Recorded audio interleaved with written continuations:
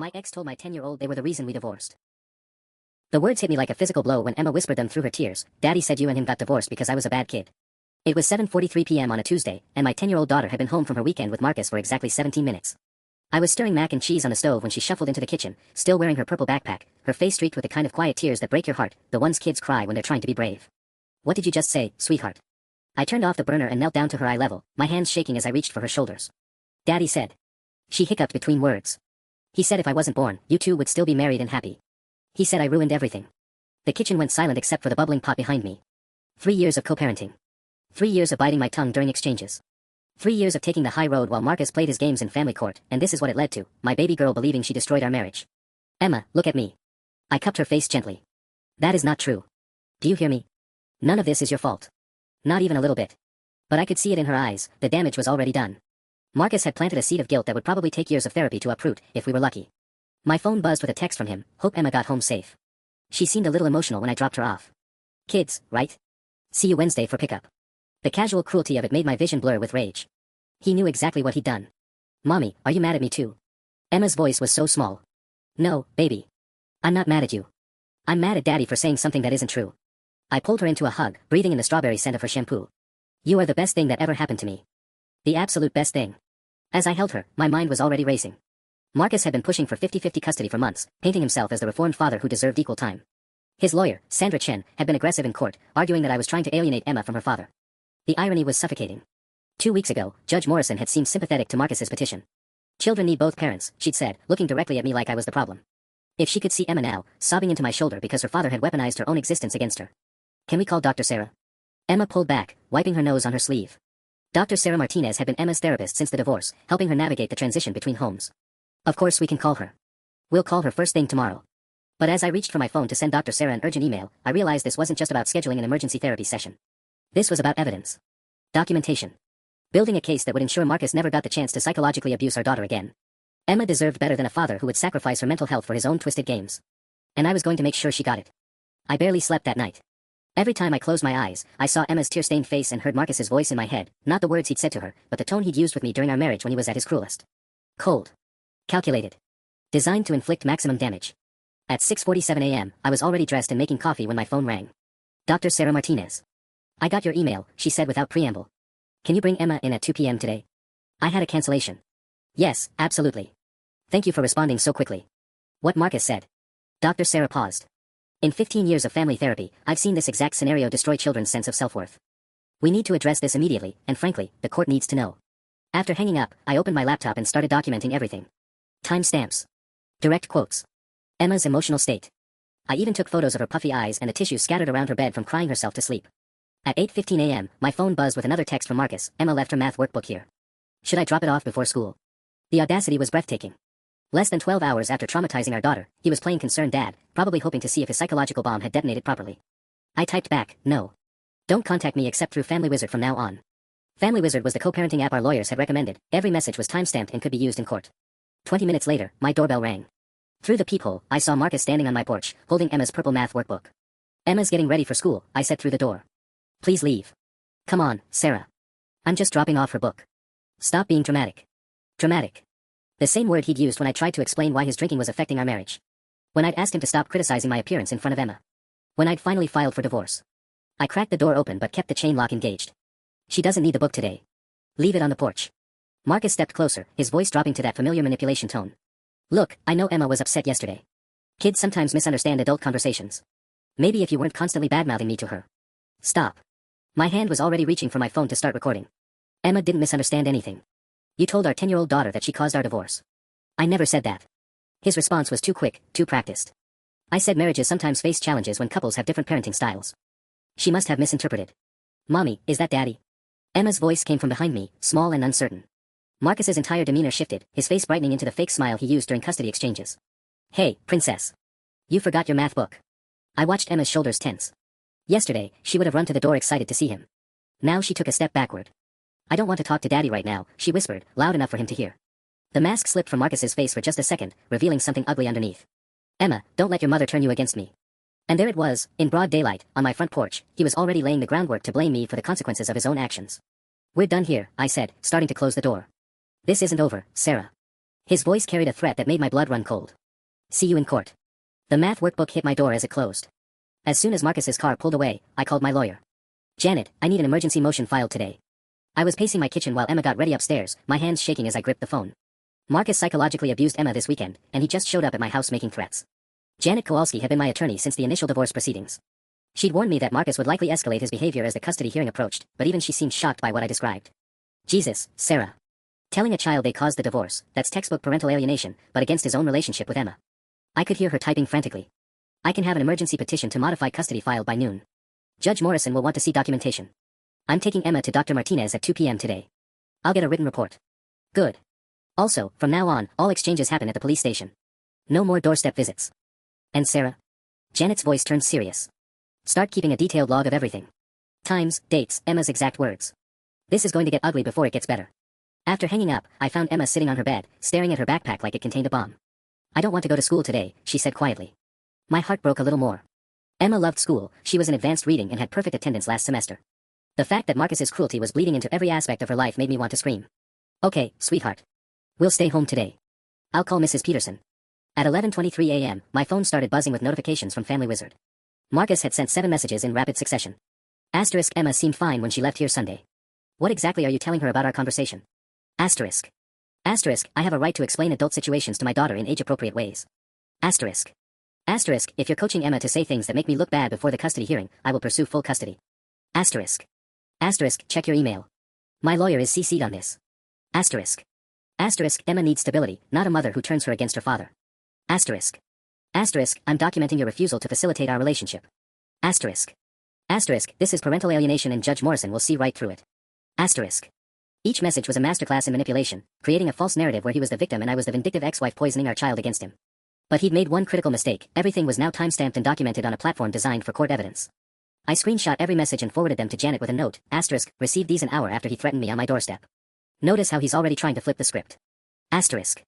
At 1:45 p.m., Emma and I sat in Dr. Martinez's waiting room. Emma was fidgeting with the zipper on her jacket, and I could see the anxiety radiating off her in waves. What if Dr. Sarah thinks I'm lying, she whispered.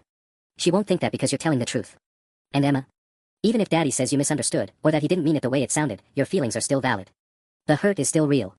Dr. Martinez appeared in her doorway, a kind woman in her 50s with silver-streaked hair and the sort of calm presence that immediately put children at ease. Emma, sweetheart, come on back. Mom, can you give us about 30 minutes? As I watched my daughter disappear into the office, my phone buzzed with a call from Janet.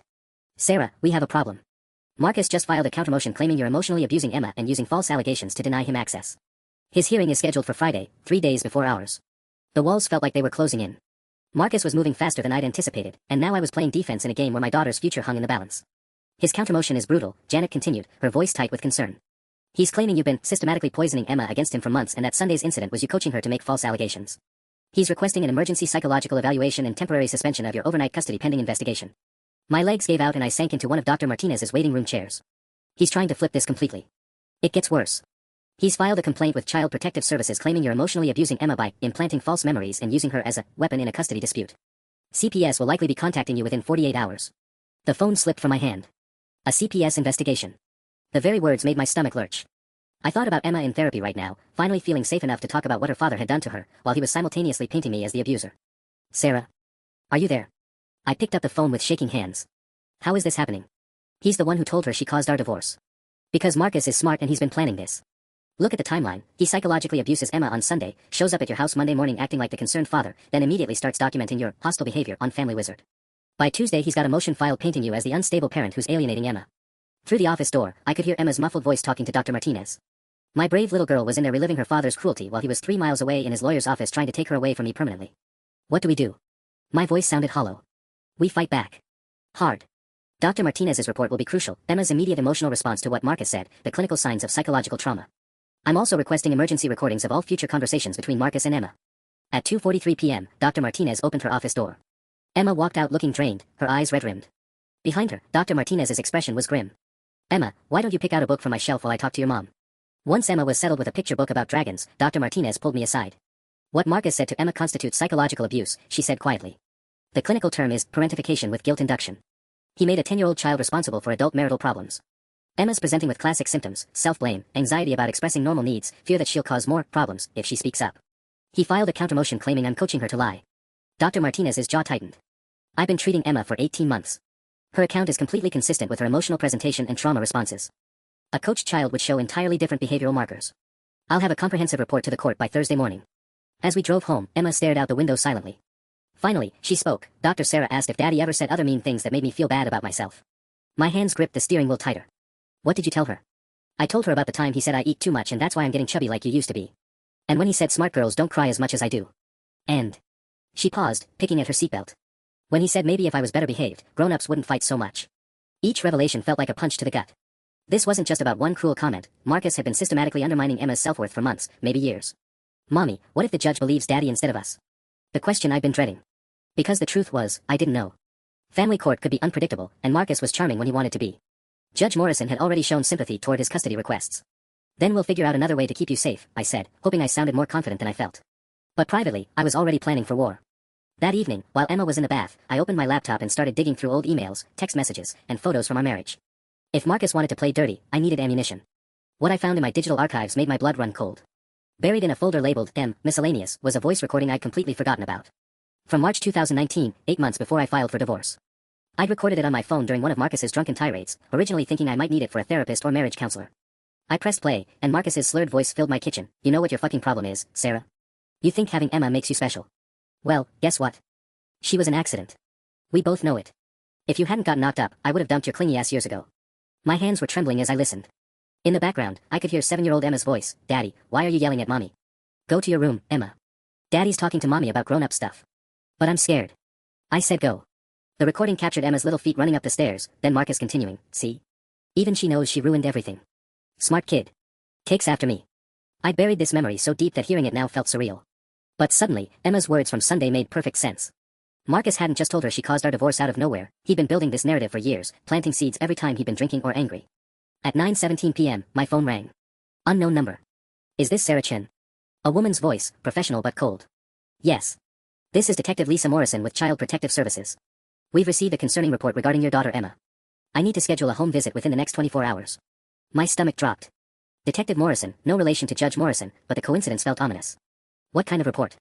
I can't discuss details over the phone, but the allegations involve emotional abuse and coaching a minor to make false statements. Are you available tomorrow at 10 a.m.? I'll be here. My voice sounded steadier than I felt. After hanging up, I immediately called Janet, despite the late hour. They work fast, she said grimly. Marcus's lawyer probably expedited the CPS complaint to create more chaos before Friday's hearing. Listen carefully, tomorrow's visit is crucial. They'll interview Emma separately, inspect your home, review her medical records. Any sign of coaching or manipulation on your part will destroy our case. Janet, I found something. A recording from 2019 of Marcus saying Emma was an accident who ruined everything. She was right there in the room. The line went quiet for several seconds. Send it to me immediately. If that recording is authentic, it proves a pattern of psychological abuse dating back years. It could be the game changer we need. At 11:43 p.m., I was still awake, uploading the audio file to Janet's secure server when another Family Wizard notification chimed. Marcus, just spoke with my lawyer. Very disappointed that you're involving CPS in our family dispute. Emma doesn't need government agencies traumatizing her. As her father, I'm requesting all supervised visits be suspended until this mess gets resolved. She needs stability, not interrogation by strangers. The manipulation was breathtaking. He'd filed the CPS complaint himself, then immediately positioned himself as Emma's protector against the investigation he triggered. I screenshot the message and forwarded it to Janet with a note, sent 47 minutes after CPS called me. How did he know they'd contacted me unless he was expecting it? Upstairs, Emma called out softly, Mommy. I can't sleep. I found her sitting up in bed, clutching her stuffed elephant. I keep thinking about what Daddy said. What if he's right? What if I really did make you guys get divorced? Kneeling beside her bed, I took her small hands in mine. Emma, I found something today that proves Daddy was wrong. He said mean things about you even when you were little, before you could possibly understand grown-up problems. That's not your fault, that's his fault for being unkind. What kind of things?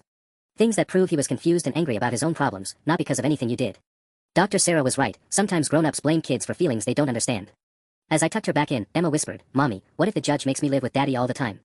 That won't happen, sweetheart. I promise. But as I turned off her light, I wondered if it was a promise I could keep.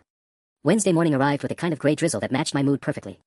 At 9:47 a.m., I was pacing my living room when a white Honda Civic pulled into my driveway. Detective Lisa Morrison stepped out, a tall black woman in her 40s wearing a navy blazer and carrying a leather portfolio that looked thick enough to contain my entire life story. Emma was at the kitchen table working on a coloring book, having refused breakfast again. Her appetite had completely disappeared since Sunday, another detail I documented for Dr. Martinez. Miss Chen. Detective Morrison's handshake was firm but not unkind. Thank you for accommodating this visit on short notice. Of course. Can I offer you coffee? That would be nice, thank you. She was already scanning my living room, taking note of Emma's art projects on the refrigerator, the family photos on the mantel, the basket of clean laundry I hadn't had time to fold. Is Emma available to chat? Emma, sweetheart, this is Detective Morrison. She'd like to talk with you for a few minutes. Emma looked up from her coloring, crayon frozen in her hand. Am I in trouble? Not at all, honey. I just want to make sure you're doing okay. Can you show me your room? As they headed upstairs, my phone buzzed with a text from Janet, *CPS visit happening now. Remember, stick to facts, don't editorially about Marcus, let Emma speak for herself. I'm filing the 2019 recording with the court in 1 hour. 26 minutes later, Detective Morrison returned downstairs alone. Emma had apparently been asked to stay in her room while the adults talked. Emma's a bright child, Detective Morrison said, settling onto my couch with her notebook. She gave a very clear, detailed account of Sunday's incident with her father. Her emotional responses are consistent with a child processing genuine trauma, not coached statements. Relief flooded through me. So you don't think I'm manipulating her?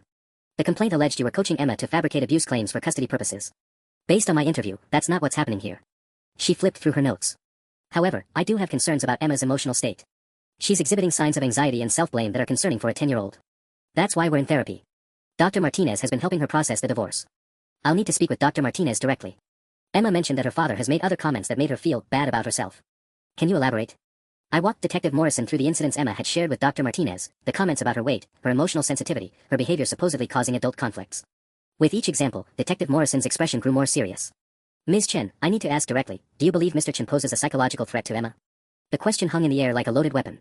My answer would likely determine whether Marcus retained unsupervised access to our daughter. Yes, I said quietly.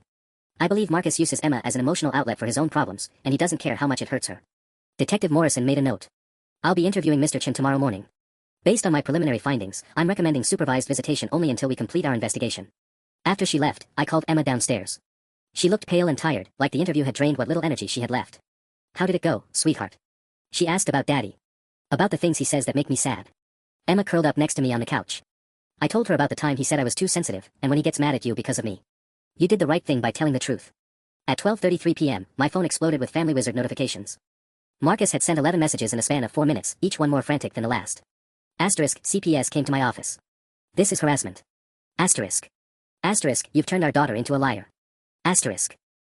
Emma was fine until you started putting ideas in her head.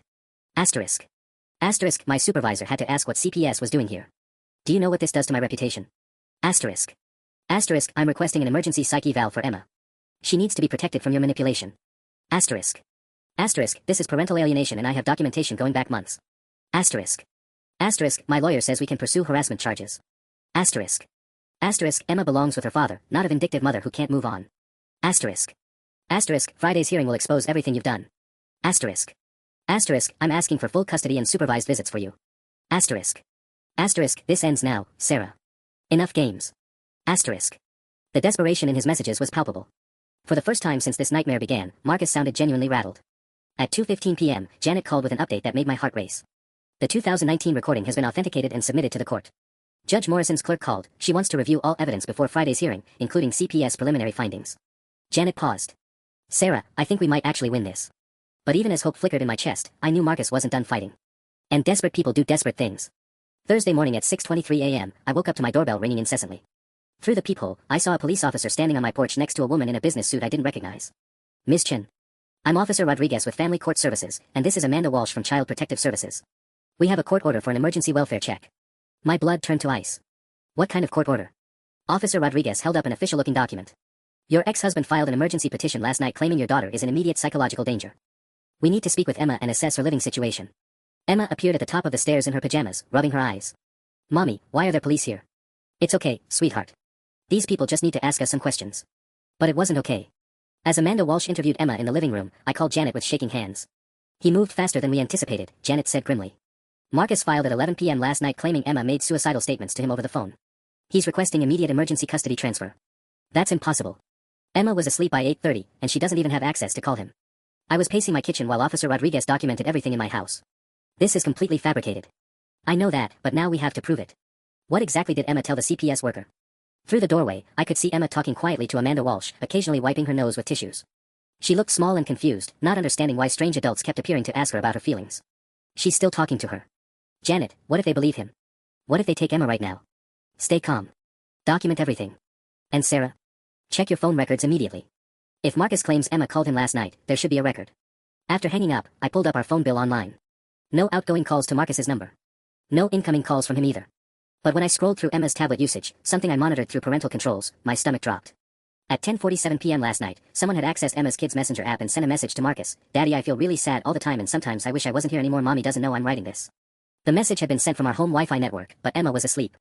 Which meant someone else had sent it, or Marcus had found a way to send it himself and make it look like it came from Emma's device. I screenshot everything and immediately forwarded it to Janet with a note, check the timestamp. Also note the lack of capitalization and punctuation. Emma always uses proper grammar when typing. This isn't how she writes.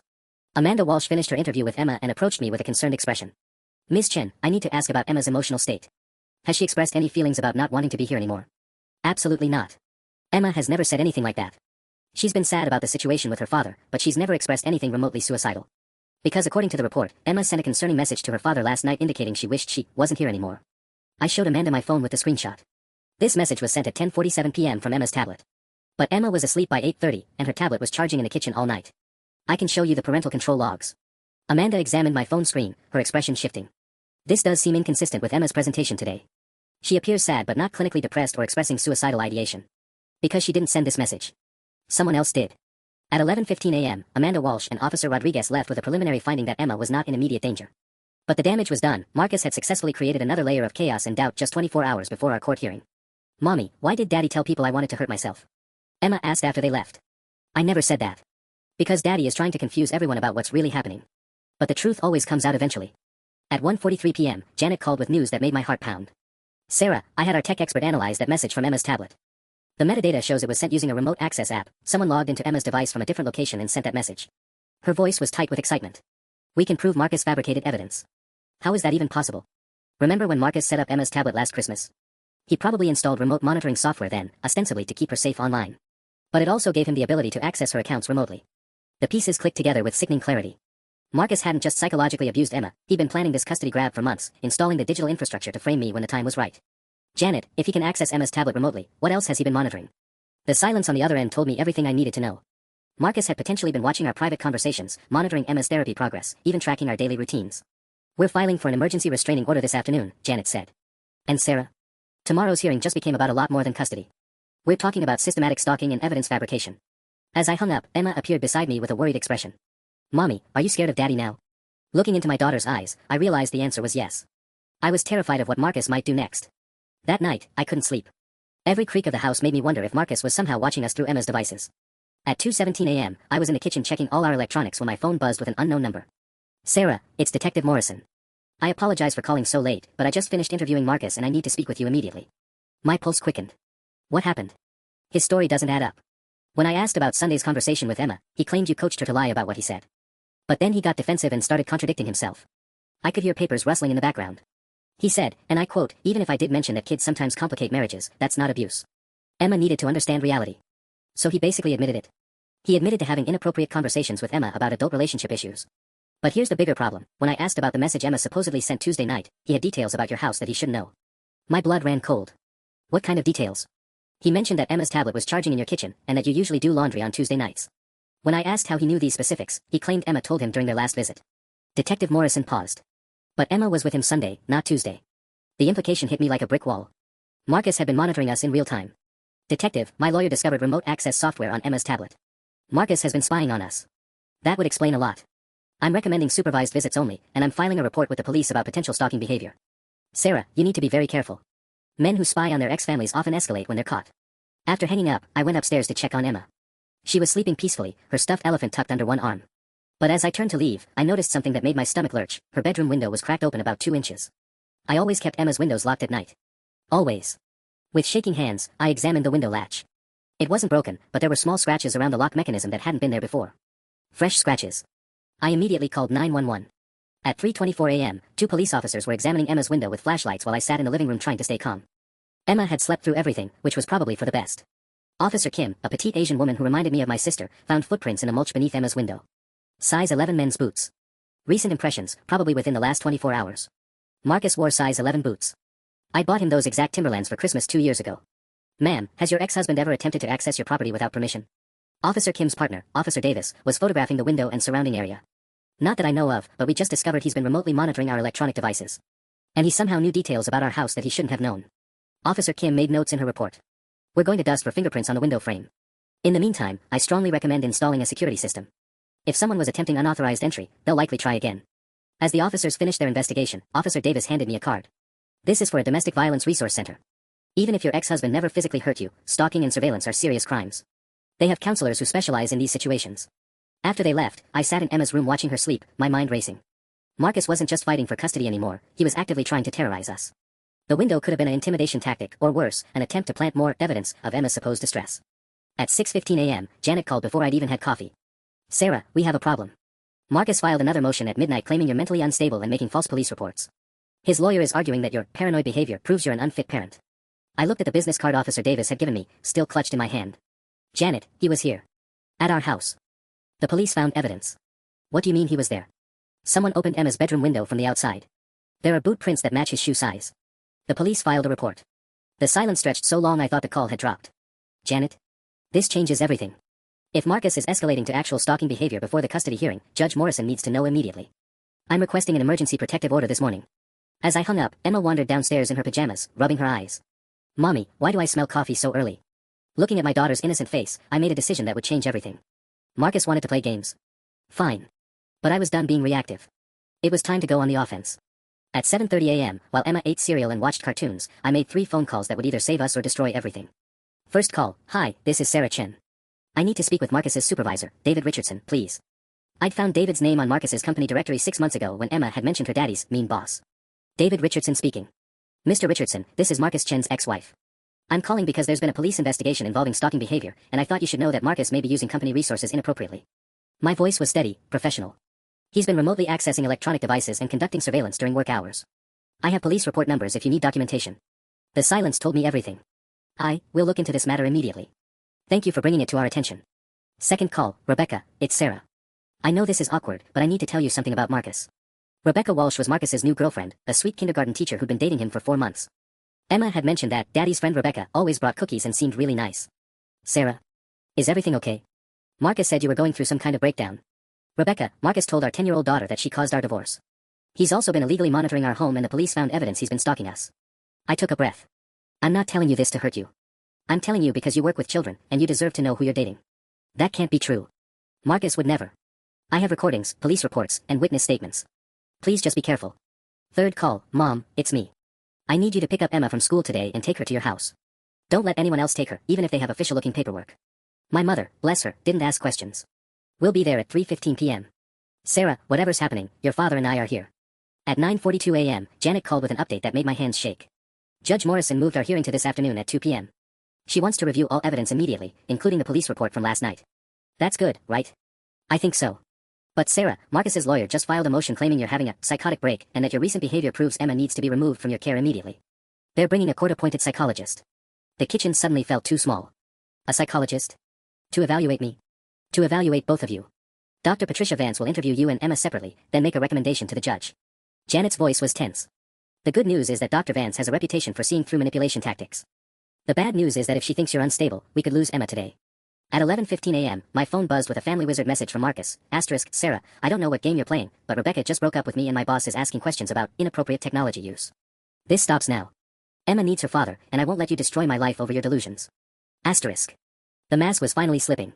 For 3 years, Marcus had maintained his image as the reasonable co-parent dealing with a difficult ex-wife. Now, faced with real consequences for his behavior, the rage was showing through. I screenshot the message and immediately forwarded it to Janet with a note. Notice he doesn't deny the stalking or emotional abuse. Just angry about facing consequences. At 12:30 p.m., I was getting dressed for court when Emma called from my parents' house. Mommy, are you okay? Grandma says I have to stay here tonight.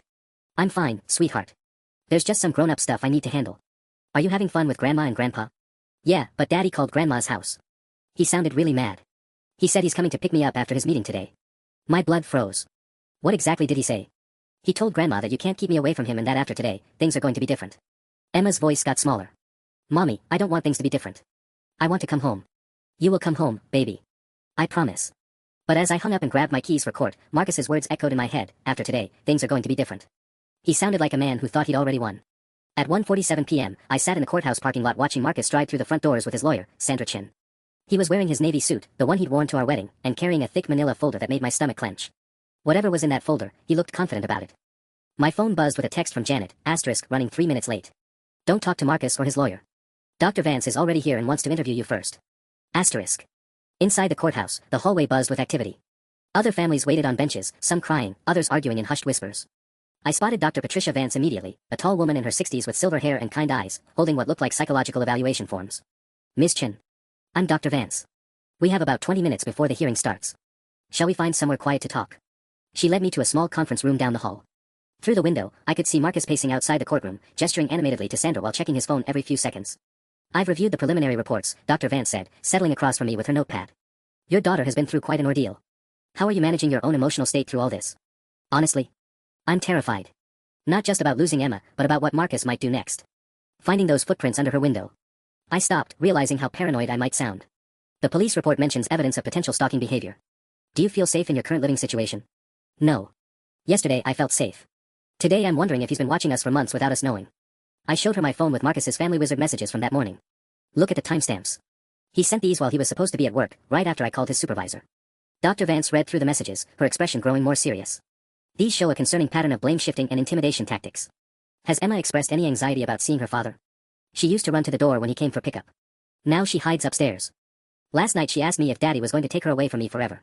At 2:03 p.m., we were interrupted by a sharp knock. Sandra Chen opened the door without waiting for permission, her expression coldly professional. Dr. Vance, I need to inform you that we've just received concerning information about Ms. Chen's mental state. A witness saw her making erratic phone calls this morning, including calls to my client's workplace and personal contacts. This appears to be escalating harassment behavior. My heart pounded. Marcus was already spinning my phone calls as evidence of instability. I was warning people who might be in danger, I said, trying to keep my voice level. His girlfriend works with children.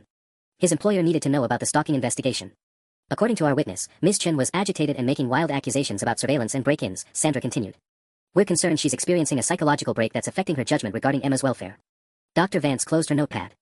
I'll need to speak with Emma next, but first I want to review the electronic evidence your tech expert analyzed. The metadata from that tablet message could be crucial. As Sandra left, Dr. Vance turned to me with a look I couldn't read. Ms. Chen, I have to ask directly, do you believe you're being watched or followed? Yesterday I would have said no. Today, after finding evidence someone was at our house, after discovering remote access software on Emma's devices. I met her eyes. Yes. I think Marcus has been monitoring us for months, and now that he's being exposed, he's getting desperate. Through the conference room window, I watched Marcus check his phone again, then suddenly smile.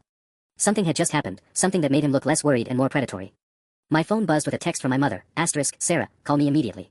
Marcus just showed up here with some kind of court paper. He's demanding to take Emma. My hands were shaking so badly I could barely dial my mother's number. Dr. Vance watched me with growing concern as the phone rang once, twice. Sarah, thank God. My mother's voice was tight with panic. Marcus is here with a police officer and some kind of emergency custody order. He's saying the court gave him immediate custody and that I have to hand Emma over right now. That's impossible. I'm at the courthouse, the hearing hasn't even started yet. Through the conference room window, I could see Marcus's empty chair outside the courtroom. He wasn't here anymore. Mom, don't give him Emma. That document has to be fake. Keep your doors locked and tell the officer you need to verify the paperwork with the court. Dr. Vance was already standing, her expression grim. Ms. Chen, we need to find Judge Morrison immediately. If someone is using falsified court documents to remove a child, that's kidnapping. As we rushed toward the courtroom, my phone buzzed with a family wizard notification from Marcus. Emma will be staying with me indefinitely while you get the help you clearly need. Don't make this harder than it has to be. The timestamp showed 2:11 p.m. He'd sent it 3 minutes ago, which meant he was probably still at my parents' house. Janet met us at the courtroom doors, her face pale. Sarah, Judge Morrison just told me no emergency custody order was issued today. If Marcus has documentation claiming otherwise. He's at my parents' house right now trying to take Emma with a fake court order. My voice cracked. There's a police officer with him. Not one of ours, Judge Morrison's voice came from behind us. She'd apparently overheard everything. Bailiff, call dispatch immediately. We need units at, she looked at me expectantly. I rattled off my parents' address while Judge Morrison's bailiff radioed for backup. Your Honor, Janet said urgently, we believe Mr. Chen has been fabricating evidence and potentially stalking Ms. Chen and her daughter. The electronic metadata shows. Save it for the hearing room. Right now we need to make sure that child is safe. Judge Morrison's expression was thunderous. If someone is using forged court documents, they're looking at federal charges. My phone rang again. This time it was my father. Sarah, we've got a problem. This police officer is insisting his paperwork is legitimate, but something feels off. He's not local, his badge says, Metro County Security, and his uniform looks different from the officers we've seen before. My heart stopped. Dad, that's not a real police officer. Metro County Security is a private company. Lock your doors and don't let anyone in until real police arrive. Dr. Vance grabbed my arm. Ms. Chen, if your ex-husband hired a fake officer to help him take Emma, this has moved beyond a custody dispute into criminal territory. Through the courthouse windows, I could see 2 police cars racing out of the parking lot with sirens blaring. But my parents live 23 minutes away in good traffic. Would they get there in time? Your Honor, Sandra Chen appeared in the hallway, looking genuinely confused. I just received a call from my client, but I can't reach him now. He mentioned something about retrieving Emma from an unsafe situation, but I advised him to wait for the hearing. Your client is currently attempting to remove a child using falsified court documents. Judge Morrison cut her off sharply. I suggest you contact him immediately and tell him to return that child before this becomes a felony kidnapping charge. My phone buzzed with a text from my mother. *, police are here. Real ones. Emma is safe. Marcus and the fake officer ran when they heard the sirens. *. The relief was so overwhelming I had to sit down in one of the hallway chairs. Emma was safe. But Marcus was now a fugitive, and I had no idea what he might do next. MS. Chen, Dr. Vance said quietly, I think we have our answer about your mental state versus your ex-husband's intentions. Judge Morrison reconvened court at 3:47 p.m. in what felt like the most surreal moment of my life. Marcus sat at the defendant's table in handcuffs, having been arrested 26 minutes earlier when police found him hiding in a McDonald's parking lot 3 blocks from my parents' house. His fake officer, actually a guy named Tony Marsh who ran a low-rent security company, had already confessed to impersonating police in exchange for $800 cash. Your Honor, Sandra Chen looked like she wanted to disappear into the floor. I need to request a continuance to consult with new counsel. I cannot ethically represent Mr. Chen given these developments. Motion denied. Judge Morrison's voice could have frozen water. Mr. Chen, you attempted to kidnap your own daughter using forged court documents and a fake police officer. Do you have anything to say before I rule on custody? Marcus finally looked up, and what I saw in his eyes made my blood run cold. Not remorse or embarrassment, pure, concentrated rage directed straight at me. Your Honor, I was trying to protect Emma from an unstable mother who's been filling her head with lies about me. Everything I did was for my daughter's safety. His voice was calm, controlled, like he genuinely believed his own words. Dr. Vance leaned forward in the witness chair. Your Honor, I've now had the opportunity to interview Emma via video call from her grandparents' house. The child exhibits classic signs of psychological trauma specifically related to paternal manipulation. When I asked about the incident that triggered this hearing, Emma's exact words were, Daddy said I broke his heart by being born and that's why Mommy doesn't love him anymore. I watched Marcus's jaw tighten. Even now, faced with his daughter's pain laid bare in a courtroom, he looked angry rather than ashamed. Furthermore, Dr. Vance continued, Emma expressed genuine fear about being alone with her father. She told me, Daddy gets a scary look when he's mad at Mommy, and I don't want him to look at me that way. Janet stood up with a thick folder. Your Honor, we've also received confirmation from Marcus Chen's employer that he was terminated this afternoon for gross misconduct involving misuse of company technology for personal surveillance. The IT department found evidence he was accessing his daughter's devices during work hours going back 7 months. 7 months. Marcus had been spying on us since last summer, probably planning this whole custody grab from the moment I'd started dating again. Additionally, Janet pulled out another document. We have phone records showing that Marcus Chen made 17 calls to Emma's school in the past month, claiming to be checking on her emotional welfare but actually fishing for information about her therapy sessions and academic performance. Judge Morrison was making notes furiously. Mr. Chen, you've exhibited a pattern of surveillance, psychological manipulation of a minor child, evidence fabrication, and attempted kidnapping. I'm issuing a temporary restraining order effective immediately, no contact with Emma or Ms. Chen except through supervised therapeutic visitation, pending criminal prosecution. This is insane. Marcus finally exploded, half rising from his chair before the bailiff pushed him back down. Sarah has turned everyone against me. My own daughter, my job, even my girlfriend, she's poisoned everyone with her lies. Mr. Chen, Judge Morrison's voice was ice cold, your daughter didn't lie about what you told her. The recording from 2019 proves you've been psychologically abusing her for years. Your own actions today prove you're a danger to both Emma and her mother. As the bailiff led Marcus away, he twisted around to stare directly at me. This isn't over, Sarah. You think you've won, but Emma will see who her real parent is eventually. The threat was clear, and everyone in the courtroom heard it. At 4:23 p.m., I finally held my daughter in my parents' living room while she cried into my shoulder. Mommy, I was so scared. The fake policeman had a mean voice and Daddy looked really angry. You're safe now, sweetheart. Daddy can't take you away anymore. But even as I said it, I wondered if Marcus would find another way to hurt us. The real nightmare was just beginning.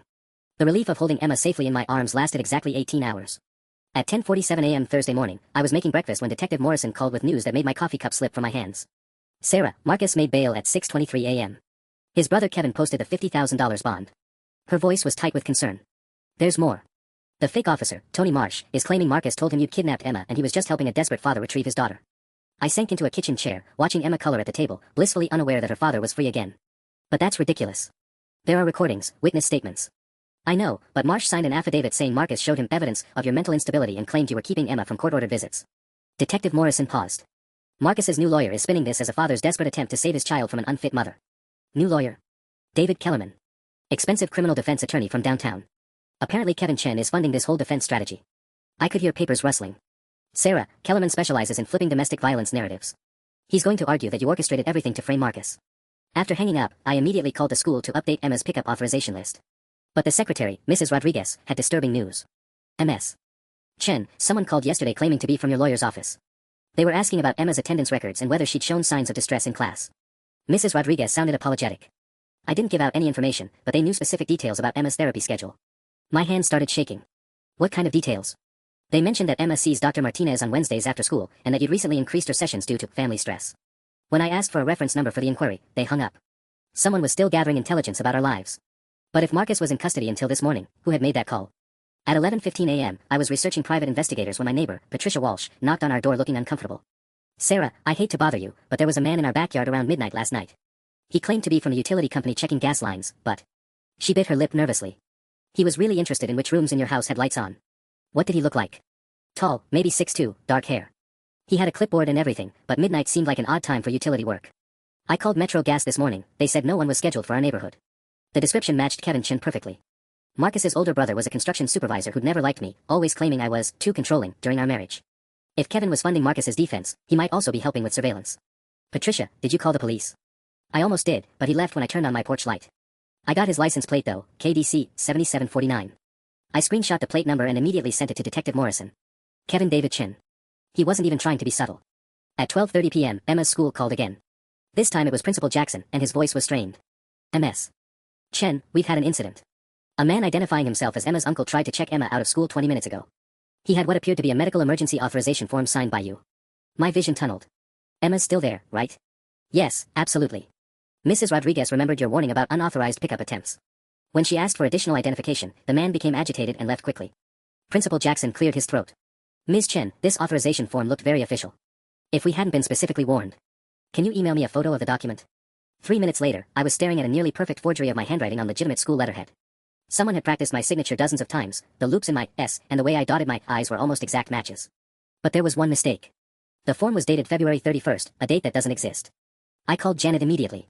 They're escalating. Fake documents, surveillance, now attempted school pickup.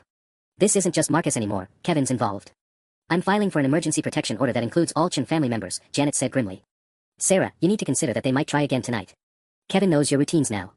At 2:15 p.m., I made a decision that probably saved our lives. Instead of staying home, I packed overnight bags and drove Emma to my sister Rebecca's house in Millfield, 43 miles away. Rebecca lived in a gated community with security cameras and a guard station.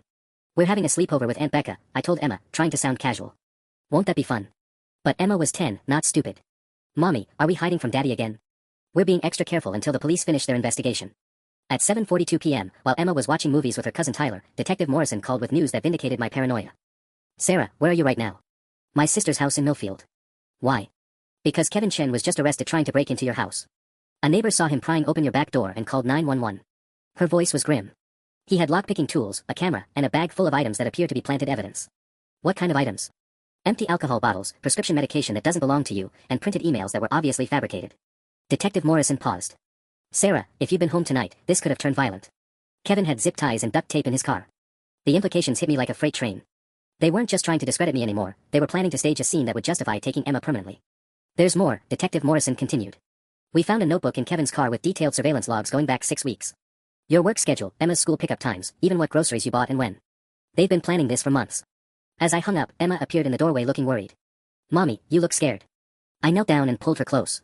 Sometimes grown-ups have to deal with complicated problems, sweetheart. But you know what? We figured it out just in time. But privately, I wondered what else Marcus and Kevin had planned, and whether getting them arrested had made us safer, or just made them more desperate. My phone buzzed with a Family Wizard notification. Marcus had somehow gained access to the app from jail, asterisk, you can run but Emma deserves to know the truth about what kind of mother you really are. This is far from over. Asterisk. The message timestamp showed 9:23 p.m., 3 hours after Kevin's arrest. Marcus was still orchestrating attacks from behind bars, and I had no idea who else might be helping him. 3 days later, I thought we were finally safe. Kevin was in custody, Marcus was awaiting trial, and Emma was slowly starting to sleep through the night again. Then my sister Rebecca got a phone call that shattered everything. Sarah, you need to see this. Rebecca's voice was tight as she handed me her phone. The caller ID showed Marcus's mother, Linda Chen, a woman who'd been nothing but kind during our marriage and had sent Emma birthday cards religiously since the divorce. I'm so sorry to bother you, Rebecca, but I had to warn you. Linda's voice sounded strained, older than I remembered. Marcus called me from jail this morning. He's not well. He was ranting about hiring someone to finish what Kevin started and kept saying Sarah had destroyed the family and needed to face consequences. My blood turned to ice. Mrs. Chen, what exactly did he say? He asked me for money, $20,000, to pay someone he called insurance. When I refused, he got furious and said I'd regret choosing you over my own son. Linda's voice cracked. Sarah, I raised that boy, and I've never heard him sound so cold. He said Emma would understand everything once you were out of the picture permanently. Rebecca grabbed my arm. We're calling the police right now. But Linda wasn't finished. There's something else. Marcus's cousin Danny Reeves was just released from Riverside Correctional 2 weeks ago. Drug charges, assault. Marcus used to bail Danny out of trouble when we were younger. She paused. Danny called me yesterday asking for your address, claiming Marcus wanted to send Emma a letter. I didn't give it to him, but... My hands were shaking so badly I could barely hold the phone. Danny Reeves. I remembered him vaguely from family gatherings, Marcus's volatile cousin who always seemed one bad decision away from serious prison time. Mrs. Chen, have you seen Danny recently? No, but my neighbor mentioned seeing someone matching his description parked across from my house yesterday morning. A tall thin man with neck tattoos in a silver Honda. Linda's voice dropped to a whisper. Sarah, I think Marcus gave him money before he was arrested. Danny wouldn't contact me unless he was getting paid. After hanging up, I immediately called Detective Morrison, but it went straight to voicemail. I tried the main police line and was transferred 3 times before reaching Officer Kim, who'd taken the report about our bedroom window. Ms. Chen, Detective Morrison is in court testimony today, but I can take your statement. I could hear typing in the background as Officer Kim documented everything. Danny Reeves, yes, I see his record here. Released from Riverside on February 18th, multiple assault charges, violation of protective orders, intimidation of witnesses. Officer Kim, Marcus threatened his own mother when she wouldn't give him money to pay this man. We need protection. I understand your concern, but threatening family members from jail isn't enough for additional protective measures unless we have direct evidence of a credible threat against you specifically. The bureaucratic response made me want to scream. So we have to wait until he actually tries to hurt us. I'm going to flag your case for priority patrol in the Millfield area, and I'll have Detective Morrison call you as soon as she's available. At 3:47 p.m., Emma was playing with Tyler in the backyard when Rebecca's security guard, Miguel Santos, knocked on the sliding door looking concerned. Mrs. Walsh, there's been a silver Honda Civic circling the neighborhood for the past hour. Same car, same driver, but he's not stopping at any houses. Just driving slowly past your street every 15 to 20 minutes. My stomach dropped. Tall thin man. Tattoos. Yeah, neck tattoos, baseball cap pulled low. When I approached the gate to ask if he needed help, he drove off quickly. Miguel checked his security log. But he came back 26 minutes later. Rebecca was already calling the gatehouse. This is Rebecca Walsh on Maple Court. We need security to stop and question anyone in a silver Honda who enters the community. But I knew it was too late for passive security measures. Danny Reeves wasn't just casing the neighborhood, he was studying our patterns, figuring out the best time to strike. Rebecca, we need to leave. Now. Sarah, where are we going to go? You can't run forever. She was right, but as I watched Emma chase Tyler around the swing set, laughing for the first time in weeks, I knew I'd do whatever it took to protect that sound. My phone buzzed with a text from an unknown number. Your husband says hello. Tonight's going to be very educational for everyone. The message included a photo taken through Rebecca's fence of Emma playing in the backyard. He was already here. The photo of Emma playing in Rebecca's backyard sent me into pure survival mode. I screenshotted the threat and immediately dialed 911 while grabbing Emma from the yard. Emma, Tyler, inside right now. This is not a game. The 911 dispatcher, Maria Santos, stayed on the line as Rebecca locked every door and activated the house's panic room system. Ma'am, units are being dispatched to your location. The silver Honda was spotted at the community's north entrance 4 minutes ago. Through Rebecca's front window, I watched Danny Reeves park across the street and step out of his car. He was tall and wiry, neck tattoos clearly visible even from 50 yards away. But what made my blood freeze was the canvas bag he pulled from his trunk, the same type Kevin had carried when he tried to plant evidence in my house. He's here, I told the dispatcher. Silver Honda, license plate. I squinted through the blinds. JRD 4891. Officers are 2 minutes out. Stay away from windows and keep the children in an interior room. That's when my phone rang. Marcus, calling from jail. Against every instinct, I answered. What do you want? Sarah. His voice was eerily calm. Danny's going to give you a choice. You can come outside and have a conversation about Emma's future, or things can get very complicated for everyone in that house. Marcus, there are children here. Your own daughter is here. Emma will understand eventually that everything I did was to save her from you. His tone was conversational, like we were discussing weekend plans. Danny has some items that will help tell the story properly. Alcohol, pills, a suicide note written in your handwriting. Very tragic, unstable mother takes her own life rather than lose custody. The plan crystallized with horrifying clarity. Stage my death as a suicide, eliminate me permanently, and Marcus gets Emma by default. You're insane if you think anyone will believe that. They'll believe the evidence, Sarah. Just like they would have believed the planted evidence if you hadn't run. Marcus's voice hardened. You've got 3 minutes to come outside alone, or Danny starts getting creative about how to get inside. Through the window, I watched Danny pull something metallic from his bag. Bolt cutters. 1 minute 47 seconds, Sarah. Danny's very good at making things look like accidents. The line went dead. Rebecca grabbed my arm. Sarah, you are not going out there. But Emma was looking at me with those wide, trusting eyes, and Tyler was asking why everyone looked scared. 2 innocent children who didn't deserve to be terrorized because of Marcus's obsession with control. Rebecca, take the kids to the panic room. Lock it from inside and don't open it until police give you the all clear. Mommy, where are you going? Emma's voice was small, frightened. I knelt down and cupped her face. I'm going to end this, sweetheart. Daddy is very sick and he needs help, but after today, he won't be able to scare us anymore. The sound of sirens filled the air, not just 1 or 2, but what sounded like a full convoy. Through the window, I saw Danny's head snap toward the street as 4 police cars surrounded his Honda from different directions. Detective Morrison's voice boomed through a megaphone. Danny Reeves, step away from the vehicle with your hands visible. But Danny was already running toward Rebecca's fence, bolt cutters in hand. That's when I made the decision that ended everything. Instead of hiding, I walked out Rebecca's front door with my phone recording video and my voice loud enough for every officer to hear. Danny Reeves. Marcus Chen hired you to kill me and make it look like suicide. I held up my phone. I have recordings of Marcus's threats and photos of the evidence you brought to plant. Danny froze at the fence line, caught between advancing officers and a plan that had just been exposed in front of multiple witnesses. Everyone heard that, right? I called out to the officers. Danny, your cousin just tried to hire you to commit murder. Is $20,000 worth life in prison? The bolt cutters fell from Danny's hands. 6 months later, I sat in Judge Morrison's courtroom one final time as she read the verdicts that would reshape our lives forever. Marcus Chen, you have been found guilty of conspiracy to commit murder, stalking, child endangerment, and attempted kidnapping. I hereby sentence you to 12 years in state prison with no possibility of parole for 8 years. Marcus didn't look at Emma or me. He stared straight ahead, finally understanding that his manipulations had consequences. Kevin Chen, guilty of breaking and entering, evidence tampering, and conspiracy. 4 years state prison. Danny Reeves, guilty of conspiracy to commit murder and intimidation. 15 years state prison. Judge Morrison turned to me with something approaching a smile. Ms. Chen, I'm granting you full permanent custody of Emma with a lifetime restraining order against Marcus Chen and all family members who participated in these crimes. Emma squeezed my hand.